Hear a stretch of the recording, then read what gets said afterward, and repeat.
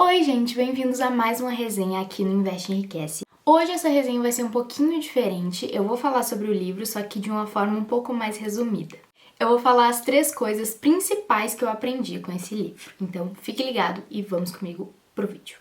O livro de hoje é Pense e Enriqueça. Se você me segue no Instagram, você me viu postar bastante sobre ele. Ele foi escrito por Napoleon Hill e o seu mentor foi Andrew Carnegie. O Andrew o incentivou a escrever esse livro analisando a mente humana e percebendo como ela funciona em relação ao dinheiro, ao sucesso e como que a gente pode transformar o nosso pensamento de riqueza em algo físico. Esse livro ele te dá literalmente o passo a passo de como você pode alcançar a riqueza que você tanto sonha. Tanto financeiramente quanto espiritualmente, ele fala muito disso no livro. Então vamos aos 3 pontos que esse livro me ensinou. Número 1. Identificar os medos que me impedem de enriquecer.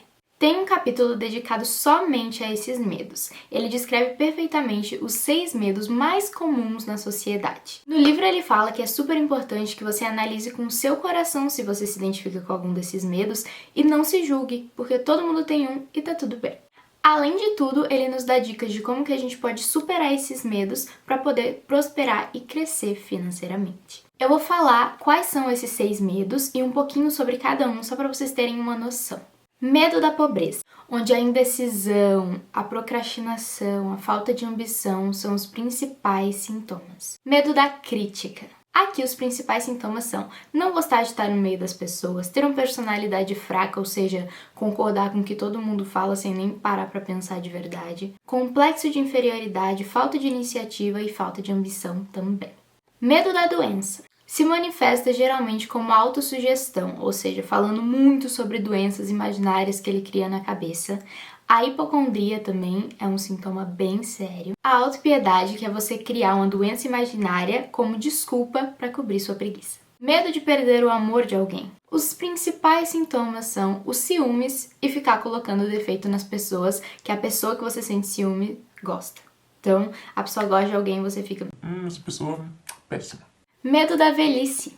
A pessoa começa a desacelerar o ritmo, dizendo que tudo é culpa da idade, que tudo é culpa do tempo. Ter o hábito de ficar pedindo desculpa, dizendo, eu tô ficando muito velho pra isso. Fora matar a própria imaginação, criatividade e iniciativa por dizer que tá ficando muito velho pra fazer alguma coisa.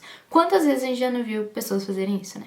E o medo da morte. Geralmente o principal sintoma é pensar mais na morte do que pensar em aproveitar a vida. Isso acontece muitas vezes quando a pessoa não tem nenhum objetivo. Segundo ele, os 3 primeiros são os mais encontrados dentro da sociedade, e se você se identificou com algum, fica de boa, fica tranquilo, porque é fácil não, mas é possível a gente se livrar deles. A gente precisa se conhecer e saber aquilo que a gente almeja para que a gente mude nossos hábitos diários e que esses medos vão se dissipando aos pouquinhos. Segundo aprendizado que eu tive com esse livro.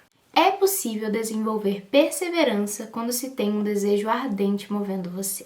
A persistência é basicamente a força de vontade. É você não desistir daquilo que você realmente quer, independente dos desafios e obstáculos que apareçam no meio do caminho. No livro a gente aprende que existe uma diferença entre um querer normal e um desejo ardente.